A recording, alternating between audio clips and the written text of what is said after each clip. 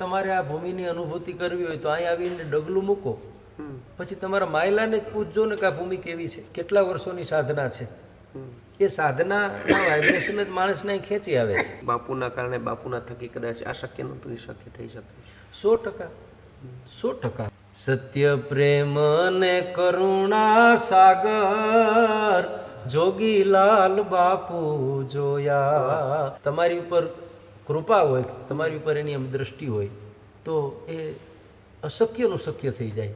અહીં લાલબાપુ પાસે જેટલા આવે એ બધાને ખબર છે કે બાપુને ક્યારેય કોઈ દ્રષ્ટિભેદ ન હોય. કે જોતે પ્રડંબા જુગદંબા યાદયંબા ઈશ્રી એ વદનમ જણંબા ચંદબંબા તેજતંબા તું ખરી. મ જે છે એની આગળ કાનું માત્ર લગાડી દો ને માં થઈ જાય. પછી સમુદ્ર નાનો છે, એ તો મા તત્વ જેને જે સમજતો હોય. હાલ ને જટ હોય ત્યાંથી કોઈ હેતુ નવકને વાટું નિહાળે વાવડે માત લખતા છોરું તને. આપણે ગધેથડ ગાયત્રી આશ્રમ છીએ ને અહીં વર્ષોથી આ જગ્યા સાથે પૂજ્ય લાલબાપુ માટે દેશ વિદેશમાંથી લોકો આવતા હોય છે, પરંતુ આ જગ્યા સાથે ઉપલેટાથી ખૂબ નજીક અને ગુજરાતી લોક સાહિત્ય અને સંસ્કૃતિની જતન કરી રહ્યા છે. લોકોના જીવનમાં સાહિત્યથી કઈ રીતે પોતાને સત્યના માર્ગે લઈ શકાય તે માટે સતત પ્રયાસ કર્યા છે. દેવરાજભાઈ ગઢવી આપણી સાથે છે. દેવરાજભાઈ, વર્ષોથી તમે આ જગ્યા આવો છો, તમારી આસ્થા જોડાયેલી છે અને તમારા જેવા કરોડો લાખો લોકોની આસ્થા જોડાયેલી છે. શું કહેશો આ જગ્યા વિશે? ગુરુ મહારાજના ચરણમાં વંદન. ગુરુ બ્રહ્મા ગુરુ વિષ્ણુ ગુરુદેવ મહેશ્વર ગુરુ સાક્ષાત પરબ્રહ્મ તસ્મૈ શ્રી ગુરુવે નમઃ. માં ગાયત્રી માનું આ આંગણું છે. શક્તિના ઉપાસક, આમ તો આપણે બધા શક્તિના ઉપાસક છીએ. શક્તિ વગર આ જગતના ચોકમાં આપણા ડગલા છે એ આપણે ભરી ન શકીએ. એવા જ એક શક્તિના અનન્ય ઉપાસક ગુરુ મહારાજ પૂજ્ય લાલબાપુ જેવા સંત આ ભૂમિને મળ્યા છે એ અહોભાગ્યની વાત છે. બધાને જે મળ્યા છે એ ક્યાંક ને ક્યાંક કોઈક સારા કર્મની નિશાની હશે કે આપણને આવા ભજનાનંદી મહાપુરુષ ગુરુ મહારાજ મળ્યા છે. એ આનંદની વાત છે. શું કહેશો આ જગ્યા વિશે? તમે કદાચ ભૂતકાળમાં આજથી 10 થી 15 વર્ષ પહેલાં પણ આવતા હશો અને અત્યારે જે આવો છો, શું પરિવર્તન થતું દેખાય છે? એ તો ભજનની મૂડી જેમ જેમ વધતી જાય છે, જેમ માણસ કોઈ એનો બિઝનેસ કરે અને બિઝનેસમાં સફળતા મળતી જાય અને એક ફેક્ટરીમાંથી બીજીને બીજીમાંથી 4, એમ કેટલા વર્ષોની સાધના છે. એ સાધનાના વાઇબ્રેશન જ માણસને અહીં ખેંચી આવે છે. હું તો જે કોઈ આમાં પધારે છે બધાને કહું કે તમારે આ ભૂમિની અનુભૂતિ કરવી હોય તો અહીં આવીને ડગલું મૂકો, પછી તમારા માયલાને જ પૂછજો ને કે આ ભૂમિ કેવી છે. તમે બહાર હો છો અને અહીં આવી અને તમે ખુદ અનુભૂતિ કરજો, તમને ખબર પડશે. આ ભૂમિના ઝાડને જો ભજનની અસર થતી હોય, 25 વર્ષનો વડલો છે, તમે જુઓ તો આપણને એમ લાગે કે 200 વર્ષનો આવો ઘેઘુર વડલો, આવો વૃક્ષ. એટલે એનું આ પરિણામ છે કે જે ભૂમિમાં ભજનાનંદી મહાપુરુષ છે એ ભજન કરે છે, એની ઓળા, એની આભા અને અસર જ એ કરે છે. વર્ષોની જે સાધના છે એ ભજનની મૂડી જે ભભૂતિ રૂપે મળે છે, એ શ્રદ્ધા હોય છે, વિશ્વાસ હોય છે, એનું આ પરિણામ છે. એટલે જે કાંઈ પ્રતાપ છે, દિવસે દિવસે જે કાંઈ વધારો થયો છે એ પૂજ્ય ગુરુ મહારાજ બાપુનું ભજન, રાજુ ભગતનું ભજન, એ આ બધું જે કાંઈ છે એનો ભજનનો પ્રતાપ છે. દેવરાજભાઈના વ્યક્તિગત જીવનમાં દેવરાજભાઈ શું કહી શકે? ભાઈ, બાપુના કારણે, બાપુના થકી કદાચ આ શક્ય નહોતું, એ શક્ય થઈ શકે 100%. 100%. શ્રદ્ધા અને વિશ્વાસથી કેટલા માણસો અહીં આવે છે, કેટલાય માણસોના જીવનોમાં અમે તો ગુરુભાઈ તરીકે ઘણા મળતા હોઈએ છીએ અને અમને પણ એવી કેટલી અનુભૂતિઓ છે કે એની વાતો કરીએ તો ઘણો સમય લાગે અને ઘણાને એમ લાગે કે આશ્રમ સંકળાયેલા છે અને ગુરુ મહારાજ છે તો એની વાતો કરે છે, એવું નહીં. પણ એ તો બહુ પાકી વાત છે કે ભજનાનંદી મહાપુરુષનો તમારી ઉપર કૃપા હોય, તમારી ઉપર એની એમ દ્રષ્ટિ હોય તો એ અશક્યનું શક્ય થઈ જાય. એવા ઘણા બાબતો અહીં જોવા મળે છે. પહેલી વખત દેવરાજભાઈ બાપુને ક્યારે મળવાનું થયું હતું? એમના દર્શનનો લાભ પહેલી વખત ક્યારે? મારે તો મારી શરૂઆત 1996માં જ્યારે નાગવદર મુકામે 151 કુંડી યજ્ઞ થયેલો, મારી સાહિત્યના શ્રી ગણેશ ત્યારથી. પછી તો અવારનવાર મળતા સંજોગો વસાત. ત્યારે તો અમે પણ એવી પરિસ્થિતિમાં ને એવો કોઈ સમય ન મળતો, સંજોગો નહોતા. પણ અહીં આવ્યા પછી તો સતત ને એમાંય 2000 10 પછી તો આજ 15 વર્ષથી તો એવું અઠવાડિયું એવું ન હોય કે બાપુની નિશ્રામાં અમે ન હોય. કારણ કે અમથે અમથું 8 દિવસ થાય તો આ જીવને એમ થાય કે ચાલો ત્યાં જઈએ, કારણ કે એવું ખેંચાણ છે. એક વાત બહુ પાકી છે કે ગુરુ મહારાજની કૃપાથી, મા બાપની કૃપાથી, એક તો મારો જન્મ ચારણ કુળમાં થયો છે, ચારણની પરંપરામાં થયો છે. ચારણને આ જગતના ચોકમાં કંઈક વિશેષ ભગવતી આપ્યું છે. એમાં ખાસ કરીને પરખ શક્તિ કે જે ચારણ, એટલે ઘણી જગ્યાએ જઈએ છીએ તો એની સાથે થોડીક વાર્તાલાપ થાય અથવા જે કાંઈ કરીએ તો આપણને ખ્યાલ આવી જાય. પણ શરીર છે એ નમે છે, આત્મો બહુ ઓછી જગ્યાએ નમે છે.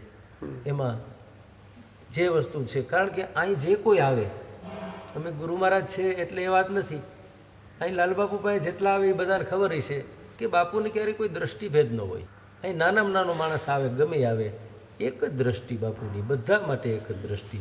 એટલે વિશેષ એ આંગણું અને વ્યક્તિત્વ ગમે છે. આપ તો શબ્દ અને સૂરના માણસ છો, તો બાપુ માટે કંઈ?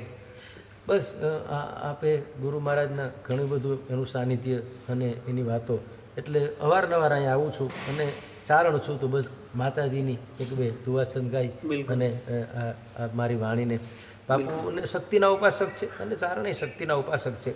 બાપુ માટે એક દુઆ હું વારંવાર કહું છું કે આ દુનિયાના કોઈ સંતને તમારે જોવા હોય તો શંકરદાન બાપુએ તો વર્ષો પહેલાં દુઓ લખ્યો છે.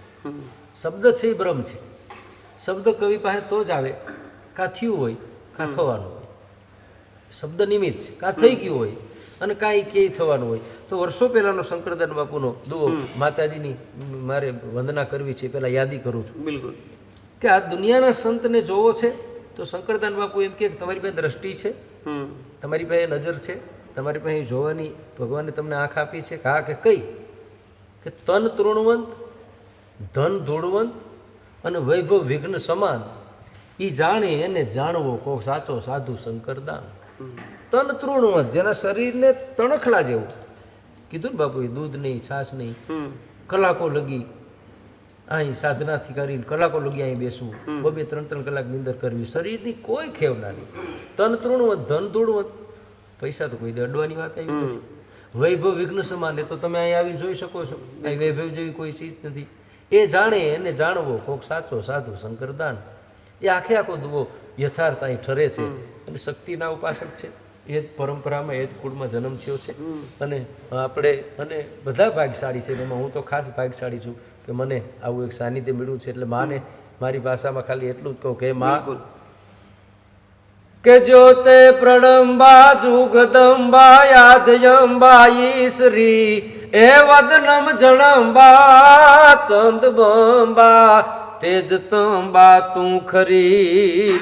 ઓકે યથાકમ બીજ હાકમ બજેજ ડાકમ બમણી એ જગમાઈ પરચો દીઠ જાહર રાસ આવડ રમણી અમણી રાસ આવડ રમણી.